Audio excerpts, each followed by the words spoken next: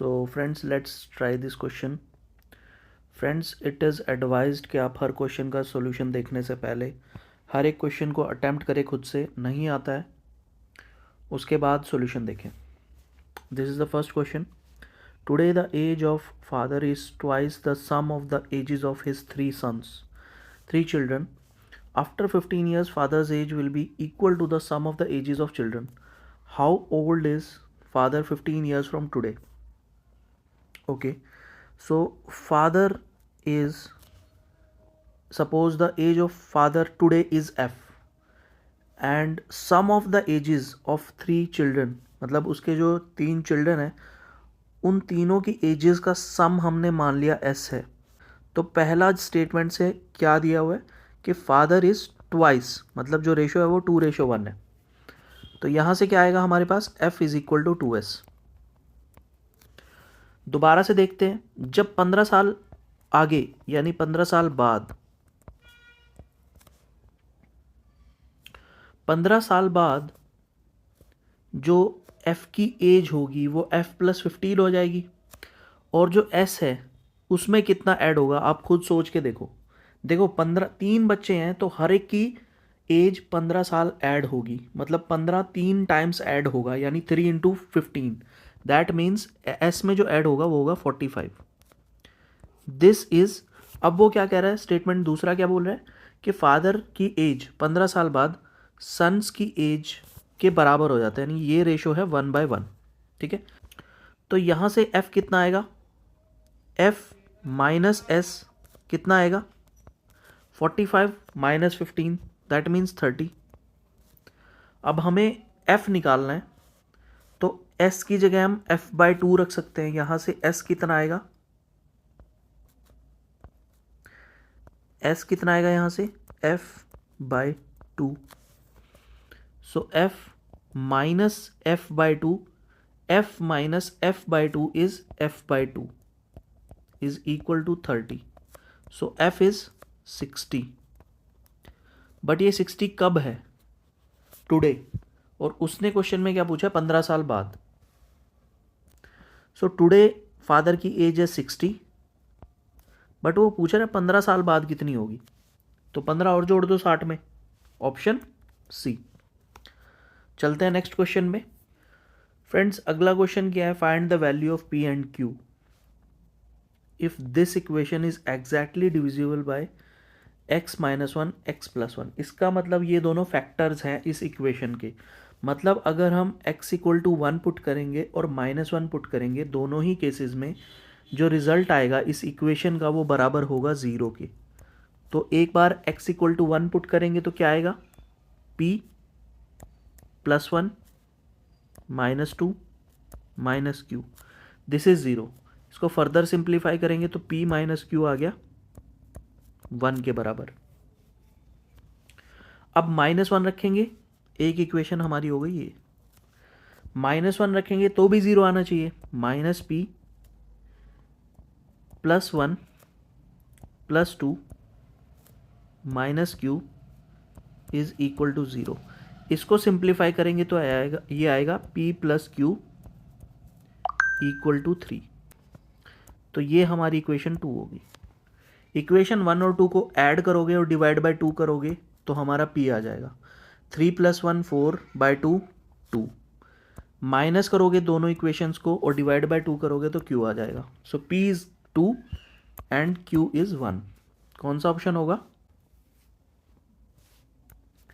Option A is correct. Move on to next question. A person took a loan of 1200 रुपये on simple interest for as many years as the rate of interest. उसने जो ये 1200 रुपये लिए हैं ये उतने ही ब्याज पे लिए हैं जितना, मतलब उसका जो टाइम है और जो रेट ऑफ इंटरेस्ट है वो सेम है. ठीक है, as many years as the rate of interest, उसने जितने टाइम के लिए 1200 रुपये लिए हैं उतना ही उसका ब्याज है. ठीक है, आगे क्या दिया हुआ है, if he paid 432 as the interest at the end of the loan period, what was the rate of interest per annum. 1 साल का ब्याज वो पूछ रहा है कि कितना है. ठीक है, तो हमने मान लिया कि 1 साल का ब्याज है r%. अब अगर 1 साल का ब्याज r% है उसने लिया कितने सालों के लिए है, क्वेश्चन में दिया हुआ है कि अगर R% 1 साल का ब्याज है तो उसने उतने ही सालों के लिए लिया हुआ है जितना उसका ब्याज है। मतलब अगर R% ब्याज है तो R ही सालों के लिए उसने लिया हुआ है। ठीक है, तो उसका जो टोटल ब्याज बनेगा वो बनेगा R²। ठीक है, एक बात तो हमारी ये आ गई। अब हमारा ब्याज है कितना, 432 रुपीज़। 432 रुपीज़ है पूरा ब्याज, सारे सालों का जो ब्याज है, सारे ईयर्स का ब्याज हमारा कितना है, 432। कितने पे लिया, कितने पे ब्याज मिल रहा है उसको, 1200 रुपये पे।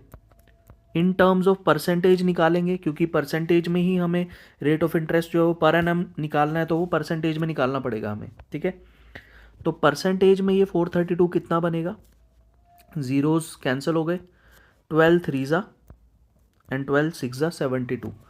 सो ये है टोटल ब्याज 36% सारे सालों का।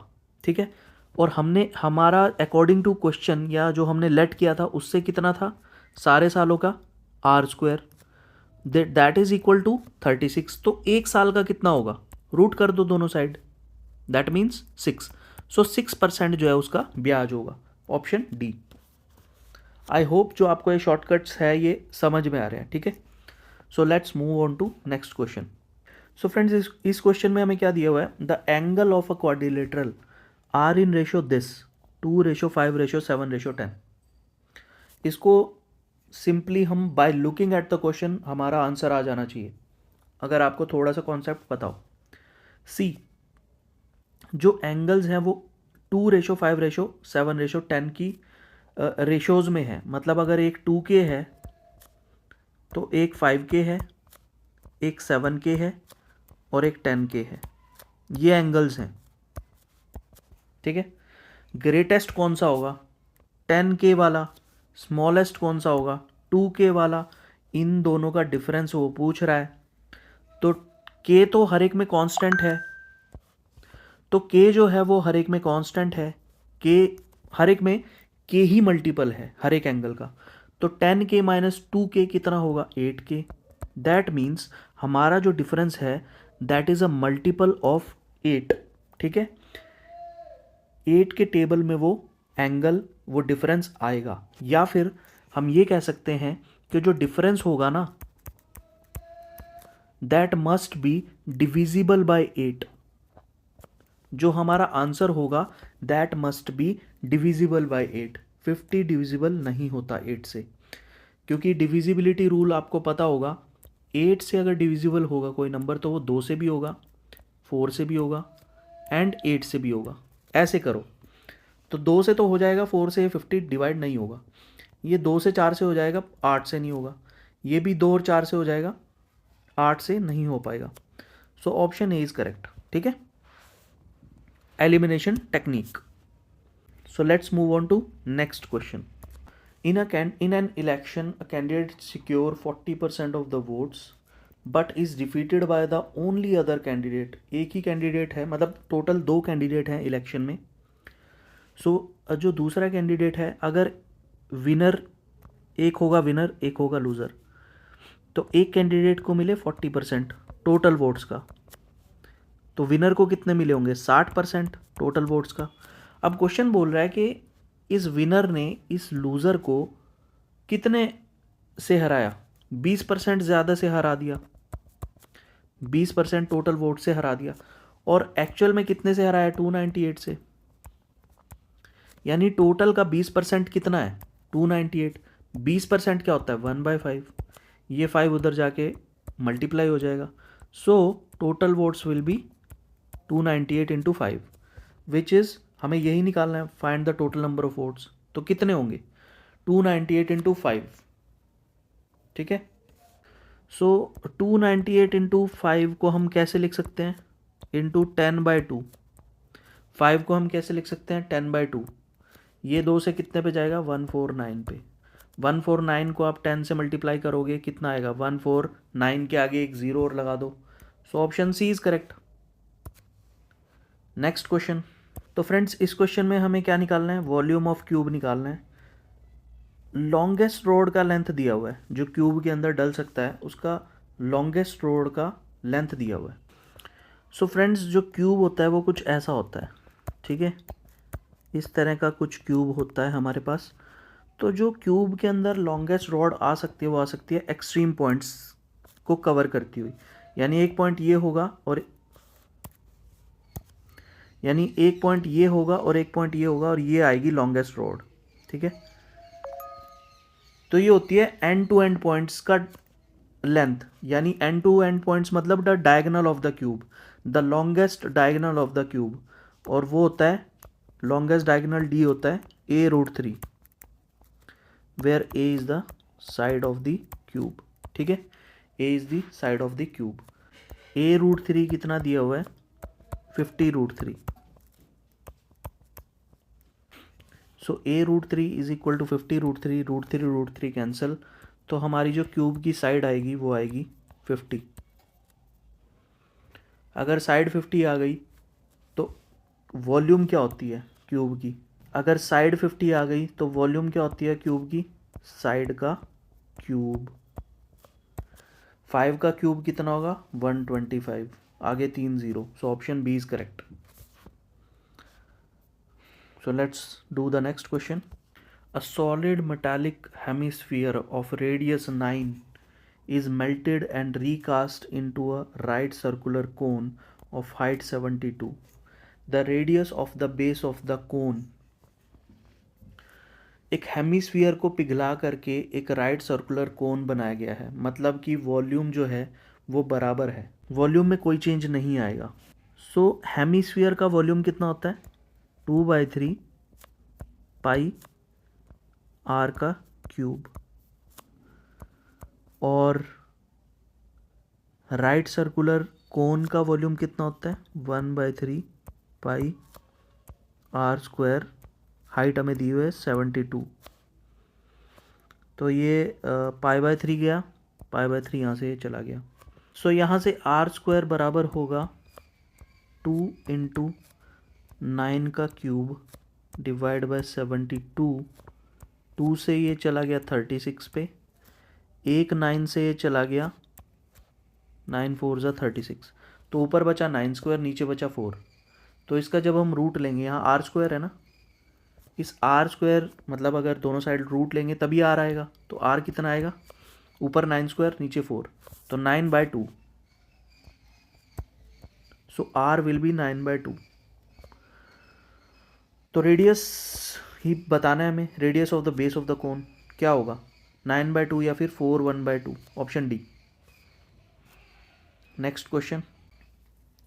How many spherical solid marbles each having a radius of 0.3 can be made from a solid sphere of radius 6, ठीक है। तो हमें बताना है कि कितनी मार्बल्स 0.3 रेडियस की बन जाएंगी 6 रेडियस वाले स्फीयर से, ठीक है। दोनों स्फीयर्स ही हैं, मतलब छोटी मार्बल्स भी स्फीयर होंगी और बड़ा स्फीयर भी एक सॉलिड स्फीयर ही है, ठीक है।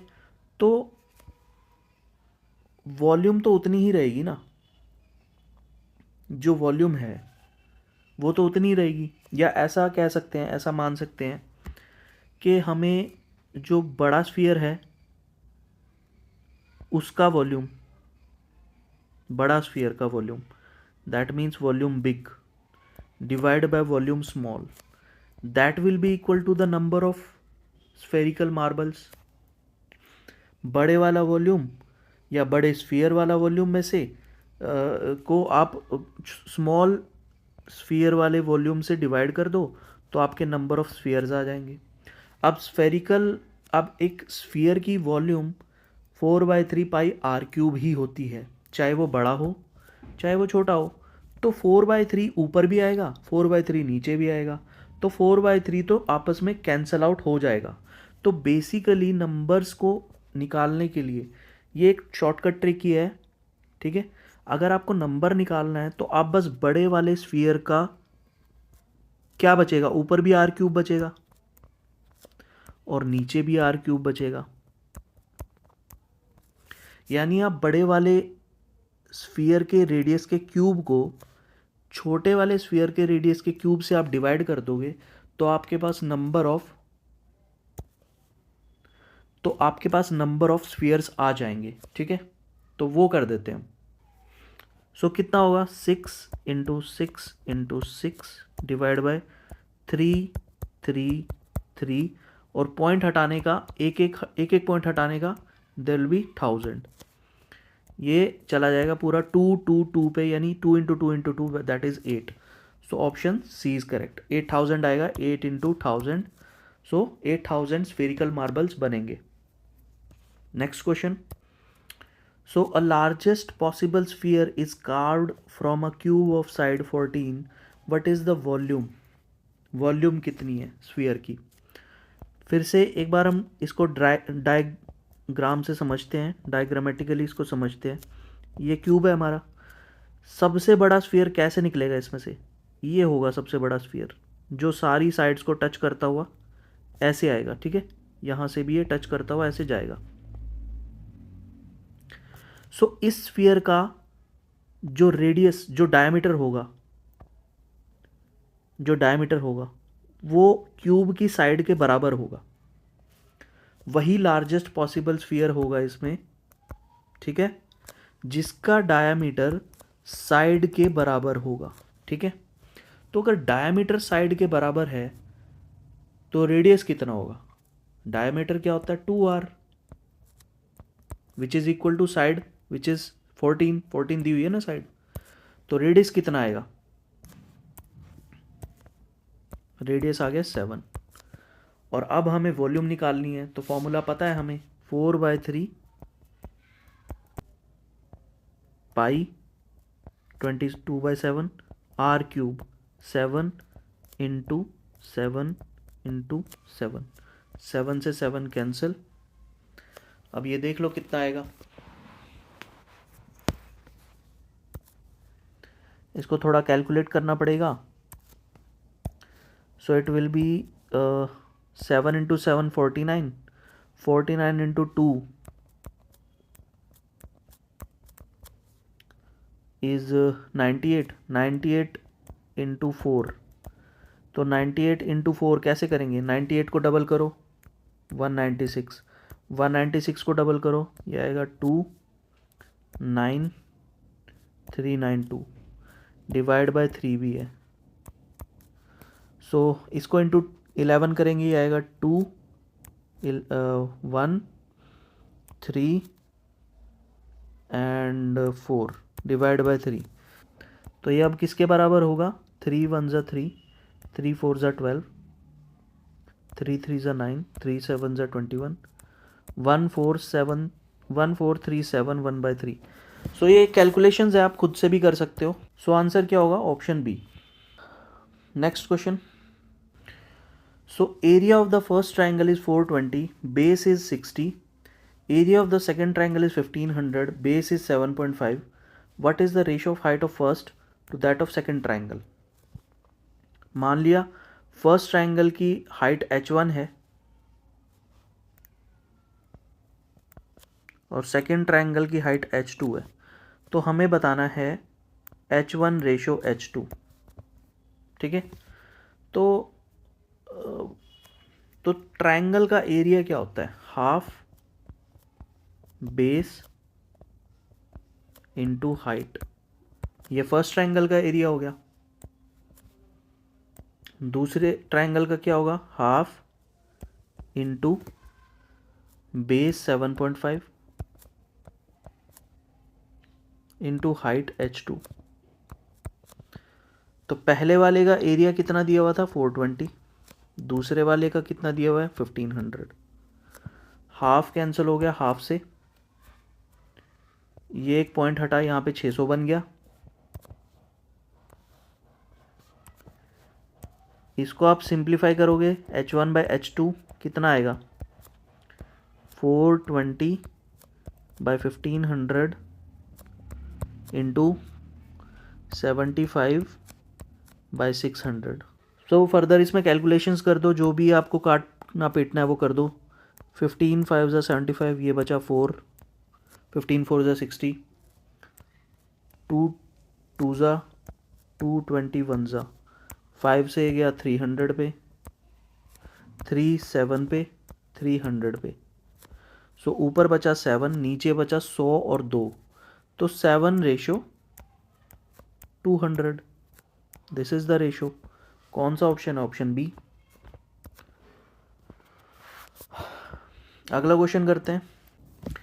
If the radius of sphere is increased by 2 centimetre, then the surface area increases by 704. Use by this find the radius of the sphere. So surface area क्या होता है एक स्फीयर का? कितना होता है? स्फीयर का जो सरफेस एरिया होता है वो होता है 4πr²। अब क्वेश्चन में क्या बोल रहा है कि जब हमने रेडियस को बढ़ा दिया 2 से, तो ये बढ़ाने के बाद सरफेस एरिया बढ़ गया, यानी ये जो सरफेस एरिया था इससे 2 इंक्रीज करने के बाद, रेडियस 2 इंक्रीज करने के बाद ये जो सरफेस एरिया आया, ये जो सरफेस एरिया आया है ये बराबर है, मतलब इन दोनों का डिफरेंस, इतने से ही सरफेस एरिया बढ़ गया, मतलब जो डिफरेंस है दैट इज इक्वल टू 704। सो 4 पाई हम कॉमन ले लेंगे, पाई की वैल्यू रिप्लेस कर देंगे यहाँ पे, अंदर आएगा r+2 का whole square minus R square which is equal to, यानी a square minus B square, that means a+b and a minus b which is 2, that is equal to 704। तो यहाँ से ये 11 से 2 पे जाएगा, ये 11 से 64 पे जाएगा, ये 8 पे जाएगा, ये 8 से पूरा कैंसिल हो जाएगा।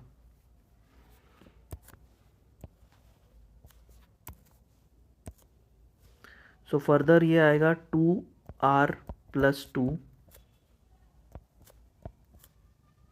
इंटू 2, ये डिवाइड में है 7, उधर जाके आपका ये मल्टीप्लाई में चला जाएगा, 8 इंटू 7, r+1 रह जाएगा अंदर, 2 हम कॉमन ले लेंगे तो बाहर कितना आएगा, बाहर 1 2 पहले से ही है, एक एक कॉमन लेने के बाद आएगा, that means 2 into 2, 8 into 7, 2 into 2 is 4, 4 2 ज़ा 8, सो r+1 इज इक्वल टू 14। तो देख के ही पता चल रहा है r कितना होगा, 13। Next question, the diagonal and one side of a rectangular plot are 65 and 63, what is the parameter of the rectangular plot? ये एक रेक्टेंगुलर प्लॉट है। अब देखो इसमें एक गलती मत कर देना कि आप डायगोनल को 63 ले लो और साइड को 65 ले लो, ऐसा मत करना, क्योंकि डायगोनल हमेशा बड़ा होता है साइड से, ठीक है। साइड किसी की मतलब चाहे स्क्वायर हो, चाहे आपका कोई भी एक फिगर हो, सिमेट्रिक फिगर होगी अगर कोई, तो उसका जो डायगोनल है ना वो साइड से बड़ा होगा हमेशा, तो साइड होगी 63। तो सबसे पहले तो हमें दूसरी साइड निकालनी पड़ेगी जो कि है, सपोज कर लिया हमने s है, तो हम पाइथागोरस थ्योरम लगाएंगे, तो s² plus 63 square is equal to 65 square. मैं इसको डायरेक्टली भी कर सकता था बट फिर भी मैंने आपको समझाने के लिए, this is the Pythagoras theorem, और यहाँ से s आ जाएगा। तो अब मैं थोड़ा सा डायरेक्ट कर रहा हूँ इसको, s कितना आएगा, अंडर रूट 65 का स्क्वायर माइनस 63 का स्क्वायर, तो 65 का स्क्वायर माइनस 63 का स्क्वायर क्या होगा, a square minus B square, that means a minus B, तो 65 minus 63 2, and a plus B, तो 65 प्लस 63 विच इज 128। तो यानी कि 2 इंटू 128 का रूट, 2 इंटू 128 कितना होता है, 256, 256 का रूट कितना होगा, 16, ठीक है। तो हमारी दूसरी साइड भी आ गई है और एक साइड हमें पहले से पता है 63। अब पैरामीटर निकालने में कोई मुश्किल नहीं है,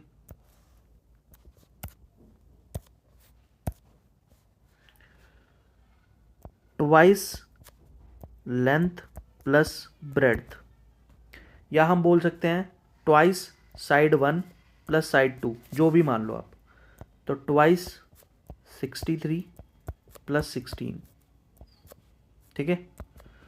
तो 63 प्लस 16 इज 79, या आप देख लो यहाँ पे यूनिट डिजिट 9 आएगा, 9 into 2 is 18, so unit digit आना चाहिए 8। तो पहले ऑप्शन में यही चेक कर लो कि यूनिट डिजिट 8 कहाँ पे है। सिर्फ एक ही ऑप्शन में यूनिट डिजिट 8 है, so option A is correct.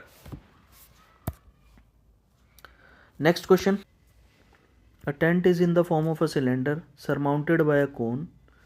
The radius and height of the cylinder portion is 10 meter and 25 meter, while that of conical part is radius तो 10 ही रहेगा क्योंकि उसी के ऊपर है, सिलेंडर के ऊपर है conical part. Slant height है 15 metre. Calculate the amount of canvas required to build the tent, allowing 20% extra for folding stitching. तो कैनवस जो है वो 20% एक्स्ट्रा भी लग रहा है फोल्डिंग और स्टिचिंग के लिए। तो कैनवस लगेगा कितना टोटल, देखो कब सबसे पहले कैनवस अगर लगाना है तो क्या है, उसके लिए जितना भी टोटल एरिया वो कवर करेगा, मतलब कैनवस जो है वो जो सिलेंडर का एरिया आएगा कर्व्ड सरफेस एरिया प्लस कोन, तो कोन का जो सरफेस एरिया होगा प्लस जो सिलेंडर का सरफेस एरिया होगा, उतना ही कैनवस लगेगा, ठीक है। और साथ में हमें क्वेश्चन में लास्ट में क्या दिया हुआ है, 20% एक्स्ट्रा लगता है कैनवस, ठीक है। तो ये दो बातें हैं। तो सबसे पहले कितना कैनवस लगेगा, सिलेंडर का curved surface area plus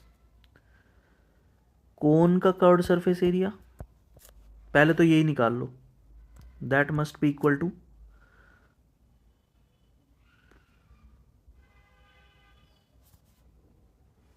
pi आपने बाहर निकाला, 22/7 आपने बाहर निकाला,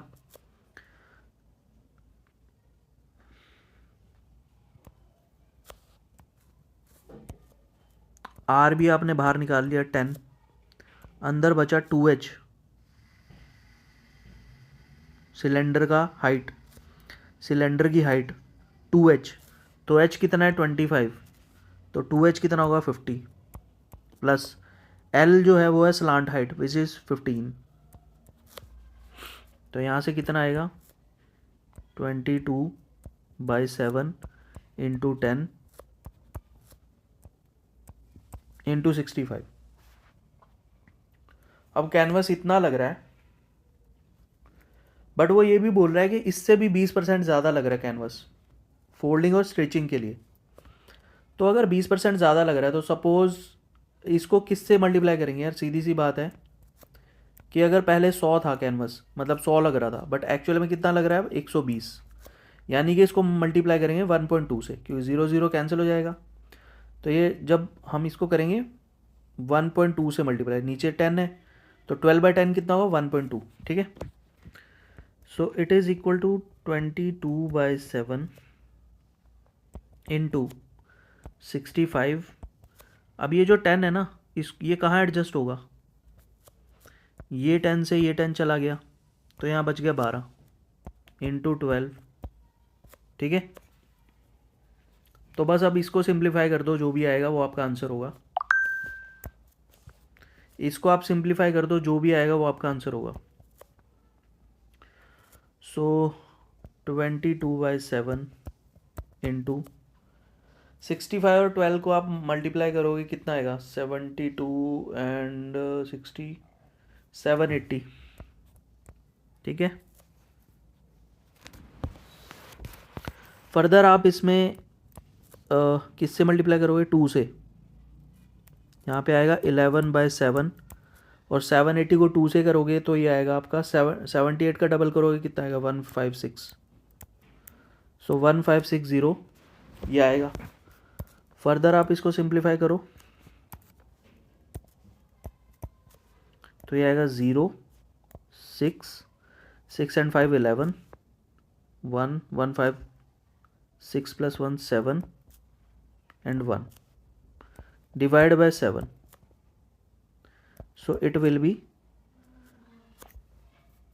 अब इसको 7 से इस फिगर को डिवाइड कर दो, वही आपका आंसर होगा। 7 2 ज़ा 14 31, 7 4 ज़ा 28, 36, 7 5 ज़ा 35, 10, 7 1 ज़ा 7 पॉइंट समथिंग आएगा। देख लो कौन सा ऑप्शन है। वैसे तो यार डिवाइड करते करते आपको पता चल जाएगा कि जो पहले 2 डिजिट आ रहे हैं मेरे क्या आ रहे हैं, 24 आ रहे हैं। तो कहाँ कहाँ है 24? एक ही ऑप्शन में है, ऑप्शन डी में। इवन आपको पहले ही डिजिट से पता चल जाएगा। पहला डिजिट मेरा 7 2 ज़ा 14 हो रहा है। सो जिस भी ऑप्शन में पहला डिजिट 2 है उसी को लेना है, क्योंकि आपके ऑप्शन बहुत दूर दूर है।